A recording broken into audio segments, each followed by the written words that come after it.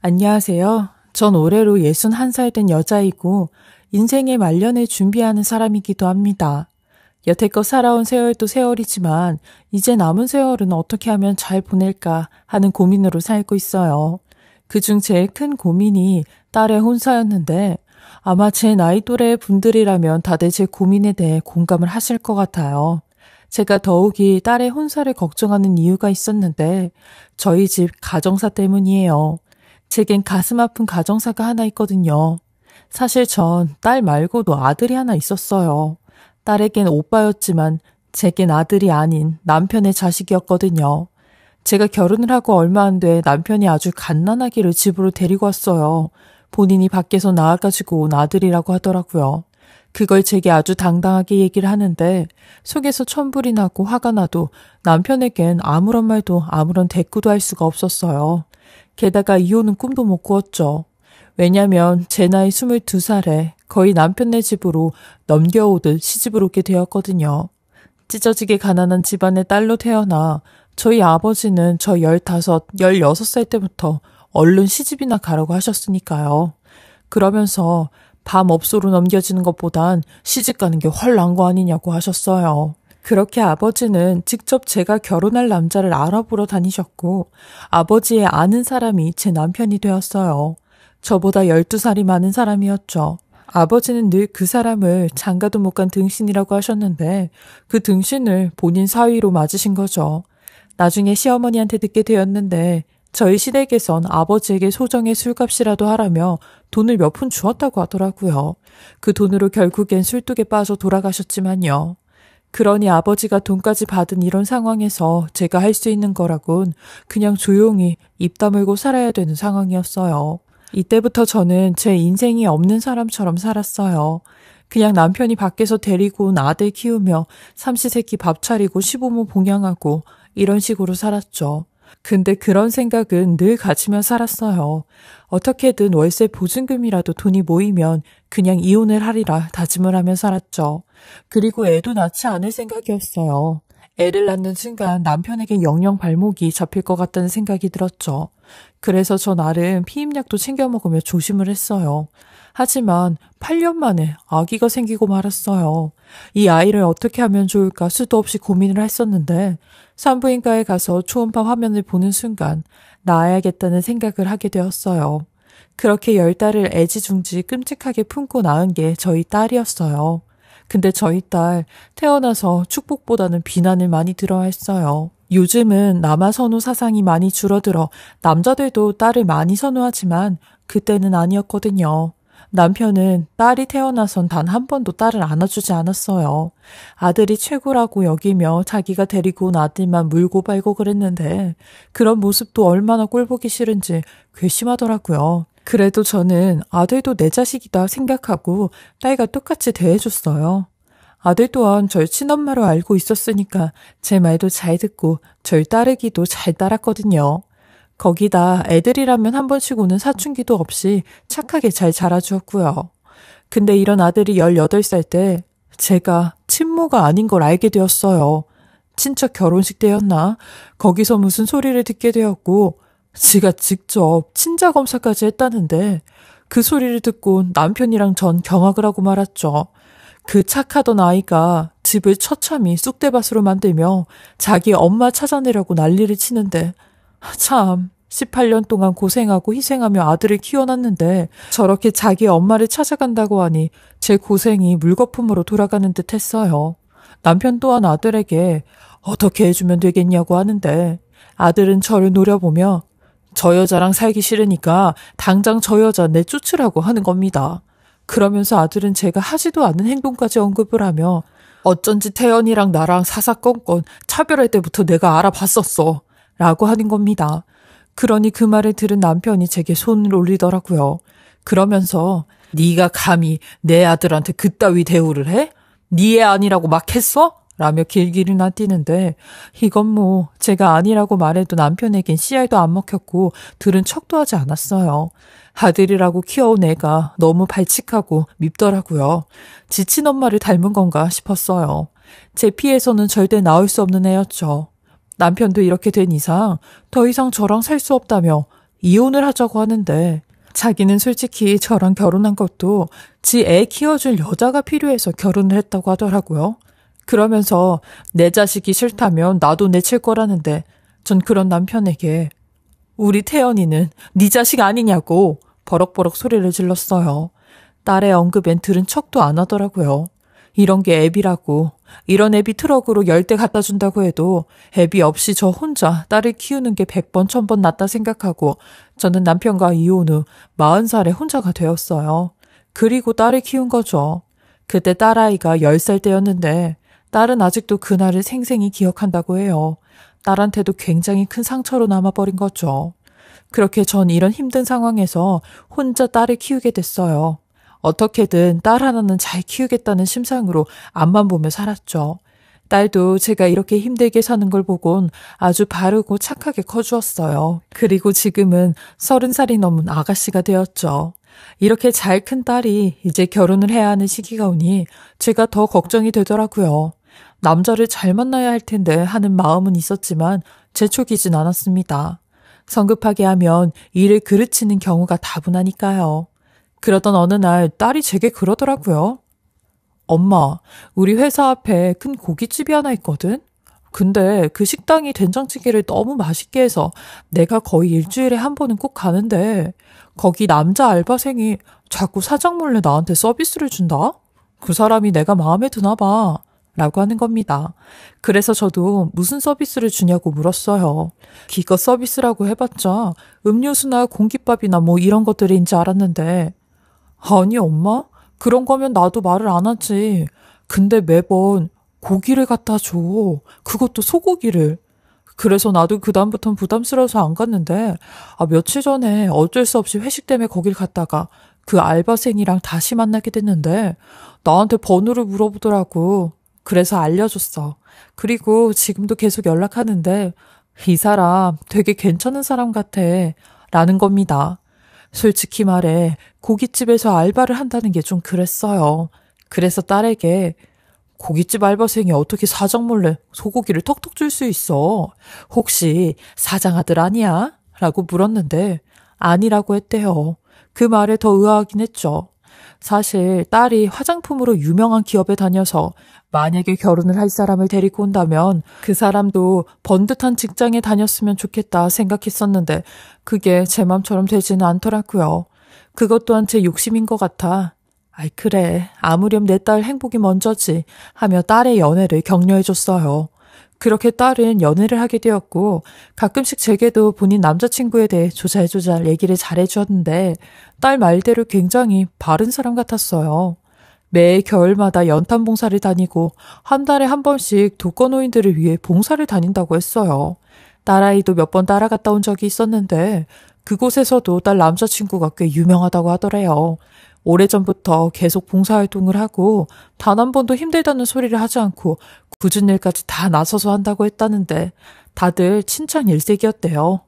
딸이 연탄 봉사하면서 둘이 찍은 사진을 보여줬는데 그 청년 웃는 모습을 보니 정말 선해 보이더라고요. 그리고 봉사활동을 하게 된 계기도 요양원에 계시는 아버지 때문이라고 했대요. 딸의 남자친구도 저희 집과 가정사가 좀 비슷했는데 평생 아버지와 둘이 살았대요.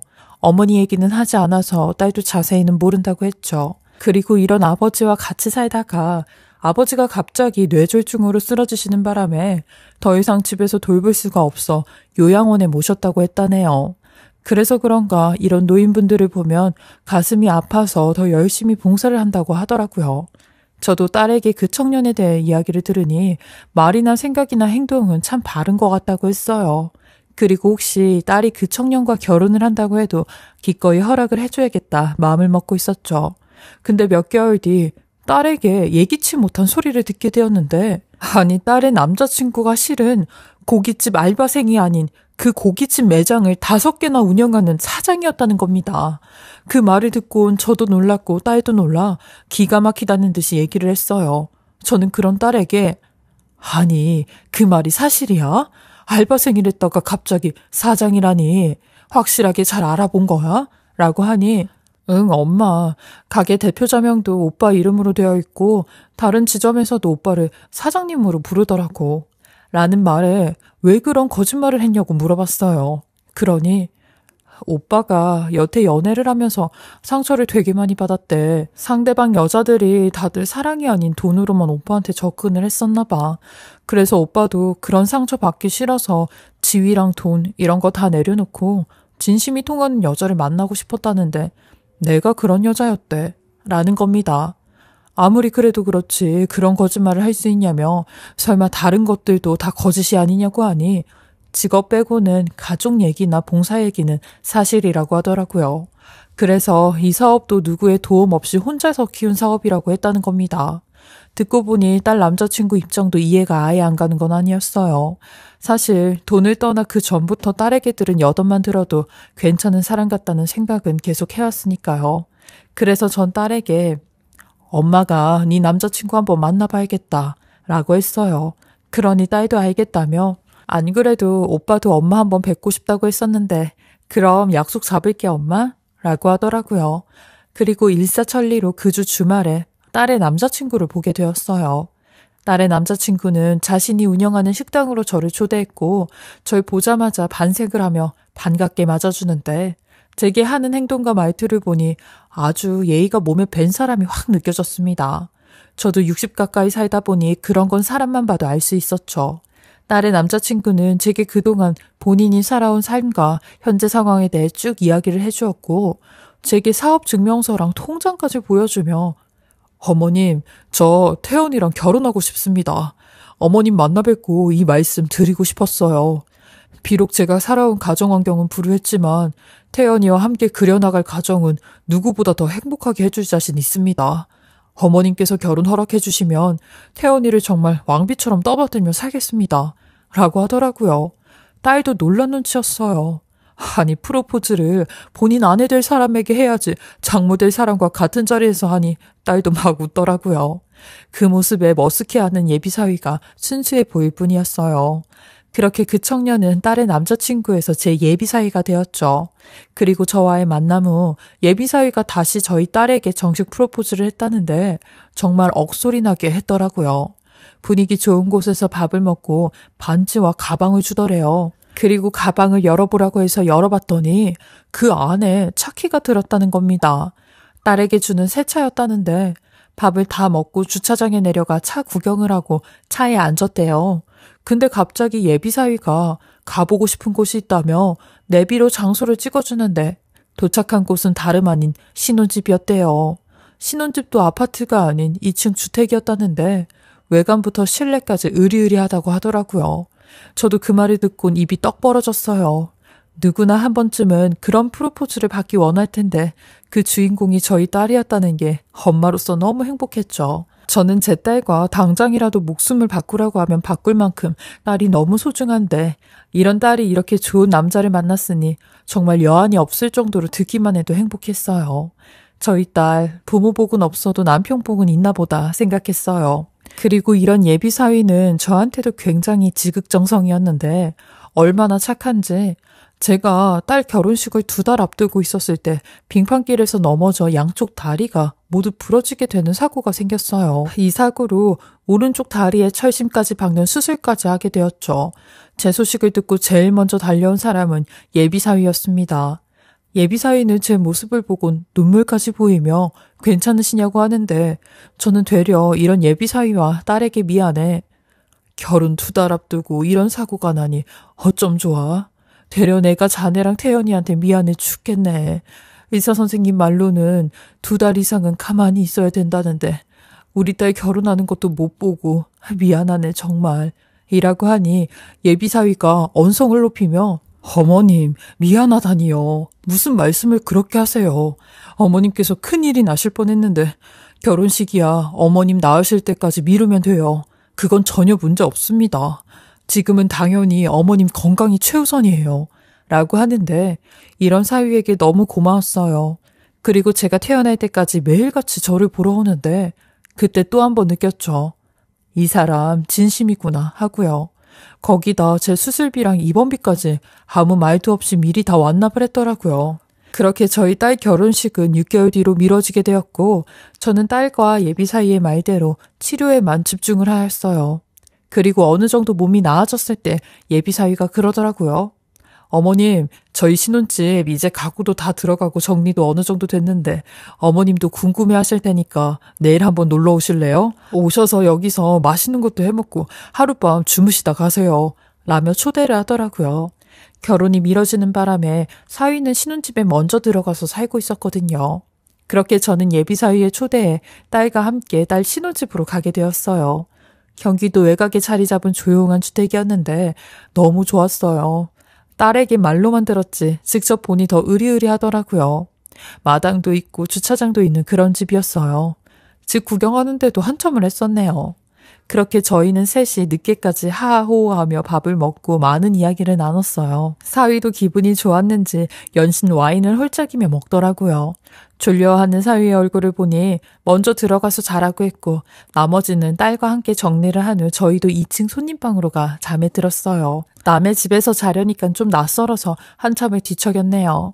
딸은 피곤했는지 금방 잠에 들었고 곤히 잠든 모습을 바라보다 저도 겨우 잠에 들었죠. 그리고 얼마나 지났을까요? 갑자기 엄마라는 비명소리가 들리기 시작하는 겁니다. 저도 그 소리에 거의 반사적으로 눈을 떴고 옆에 있는 딸부터 찾았어요.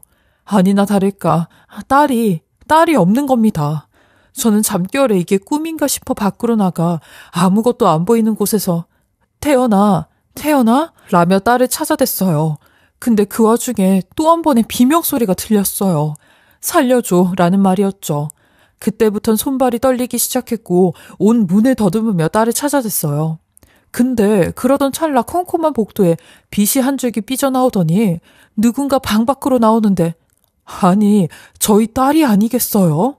딸은 절 보고 엄마 왜 나 찾아? 나 화장실에 좀 다녀왔어. 자는데 갑자기 배가 아프더라고. 엄마 근데 왜 그래? 자는데 나 없어서 놀랐구나.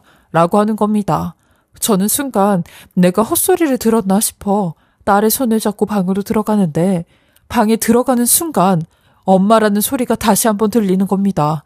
그 순간 저와 딸은 동시에 얼굴을 쳐다봤고 이게 무슨 소리냐며 1층으로 내려가 예비사위가 잠든 방에 들어가 봤어요. 근데 예비사위도 보이지 않는 겁니다. 집에 불을 켜 온 방을 다 뒤져보았는데도 예비사위는 보이지 않았어요.